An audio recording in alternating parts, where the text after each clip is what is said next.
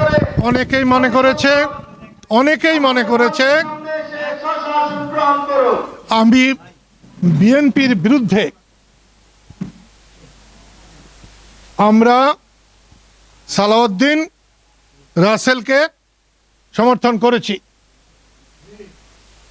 আমরা মোটেই বিএনপির বিরুদ্ধে সালাউদ্দিন রাসেলকে সমর্থন করি নাই।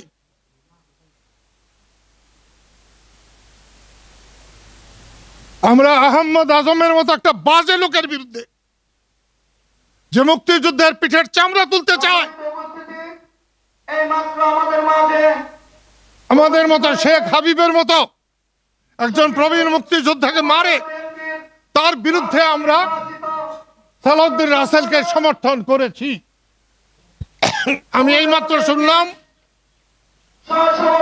এখানে বেগম খালেদা জিয়ার জন্য দোয়া মাহফিল হবে। যদি তাই হয়, বেগম খালেদা জিয়া একজন বাংলাদেশের শ্রেষ্ঠ নেত্রী। আমি তার জন্য শ্রদ্ধা নিবেদনের জন্য তোমাদের সবাইকে দাঁড়িয়ে 1 মিনিট নীরবতা পালন করার অনুরোধ জানাচ্ছি।